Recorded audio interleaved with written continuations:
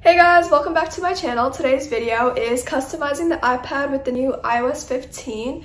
There are a lot of iPadOS updates such as widgets, there's the app library, a lot of new features that I wanted to check out. So I decided to make a video and let's get into it. Okay, so this is the lock screen from last time we customized it. Now let's open it up. This is a home screen right now. I definitely think that they added in a couple of new apps such as Notes, Magnifier, and Translate with the new update, which is really cool. And obviously there are now widgets right on the home screen. It used to just be here on the side. Those were my other widgets, but now it's like right all on the home screen. So that's really fun.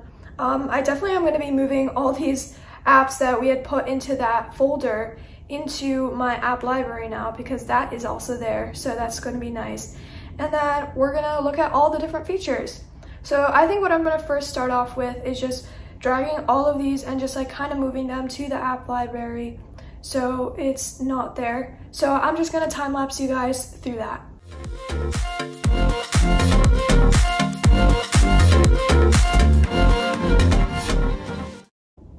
Okay, so I just removed that whole folder of unneeded apps, and what I think I'm going to do now is get some cute widgets. So on my phone, I have Widgetsmith, so I'm going to see if the iPad also has that, because this way we can get like really cute pictures and stuff on the Widgetsmith.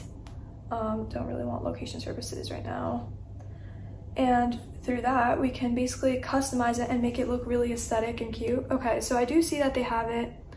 I also see this one, so maybe I might get this color widgets.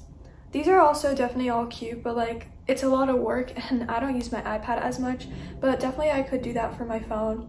But I do know there's like a lot of steps and that's gonna take a while, so I'm just gonna stick with Widgetsmith and color widgets. So basically this is Widgetsmith. You can add small widgets, so you can add like date, time, clocks. I really like the way that this kind of looks. And then you can choose the aesthetic or theme. Obviously there's like a lot of different aesthetics, but I am thinking of going in a more neutralish tone, so kind of like this. Yeah, and then there's all like fonts and stuff, so there's definitely a lot in this. And I think that's like good for now. I'm gonna update that theme everywhere. And then I think what I have to do is basically just click add and then click Widgetsmith and then add widget. And then I could select which widget I want. So that was 2, or maybe not. Okay, it changed the color on me. Okay. Customize theme, save, go back and save. Okay, so that's small 2, so now it should be there, yes. So I think what I'm gonna do is remove some of these widgets because I don't think I really want these. They're not very good looking, and I think I'm just going to put in the other widgets and maybe honestly go to Pinterest and find some like fun photos to add in so that it all matches up. So I'm gonna time lapse you guys through that again.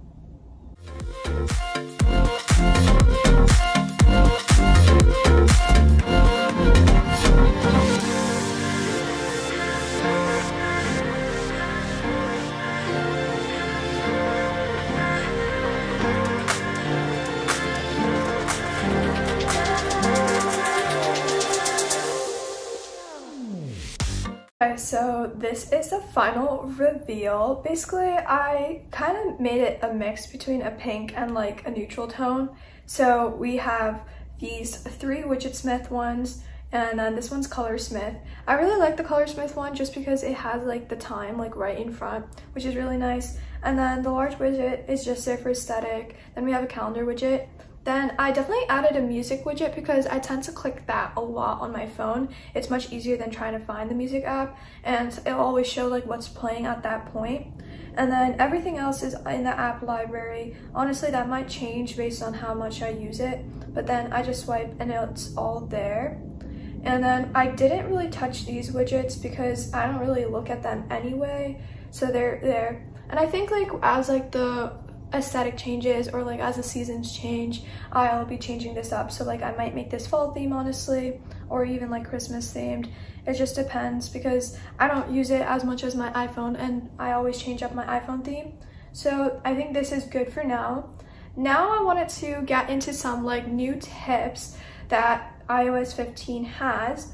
So one of which is, I'm pretty sure you can, there's like a little button and you can click side view now. So it's going to be right there, and then you can click, and then you can literally just click open another tab. So then it'll be side to side, which is really convenient. This was already there, but now it's like a floating tab, and it's much easier to operate, and you can always just remove that and add a new app in, and then you can click side to side like that, and it'll all just be there for you, and you can do all the work side by side, and the other app will also stay open. So I could literally have 3 tabs open at once, which is really cool. And so that's really nice. I tend to do that a lot on the iMac because it has a bigger screen. So this is really nice too, because if I want to like watch something and also do my notes, it's right there for me. Then something else that is cool is the new note-taking thing. So you basically, from the bottom right corner, you're going to swipe up, and then this is going to pop up. So this is basically a pop-up note, and I can just write whatever I want, and it'll just be right there.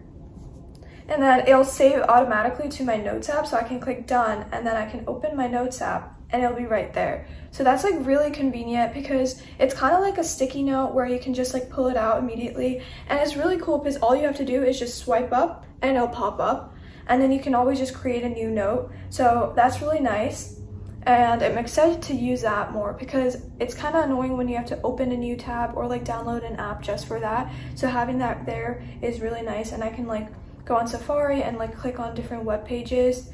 And Safari is also like new. You see all these like new features, and then it has like a start page. They have like a grid view, which is really nice, but then you can like delete all your tabs at once, and you can hide tabs, you can private tabs. So Safari's been really cool too, and so then I can basically just use this all simultaneously, and I really like that. Okay, so then another cool feature is the FaceTime. There's a lot of new features on the FaceTime.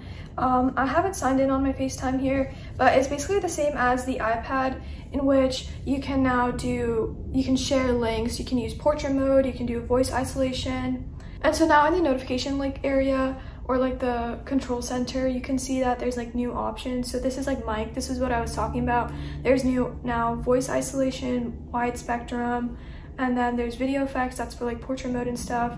This is the new focus mode. These are connected from my iPhone, so then if I click this, basically the other screens will go away, and then I won't get notifications, and then the home screen itself will also be like dimmed down. So that's really nice. I use it when I'm in school, so everything focuses in. Then in settings, we have the new notification grouping, so I can basically group and schedule a summary of my notifications like this, and this way I'll only get what is important. So like all of these I can condense, so then I don't see them on a daily basis, and then I can just turn that off and that will be there, and then I can just add in apps as I go along. So that's really nice. And then focus mode, obviously this is all the focus modes. This is like school and like all the people I'm approved on there. And focus status, home screen, how exactly that works. So all the new features are really good for productivity, which is really nice on the iPad, considering I use this for school, for note taking. So it really keeps me focused when I'm working and not get distracted. So obviously I do have games on here, so it does get distracting at some point, but the new feature is definitely nice. And I think honestly that is all the features that the iPad has right now. I might do an updated version when they release new ones because they're still working out some kinks. So that's what we have so far. Okay guys, so that's the end of the video. I really hope you enjoyed watching me just customize and then learn some new tips, because even I didn't know some of these tips existed. So obviously this is our finished look and I'm really happy with it. I'll definitely be changing it up, and it's really nice to just have the widgets on the home screen itself, just like the iPhone, because I tend to click those a lot when I'm on my iPhone, so it's definitely useful on the iPad as well. I love the new note-taking stuff, and overall it just seems like they're really doing everything they can to make it productive, and I really appreciate it. So make sure you like and subscribe for more content, and I'll see you guys next time.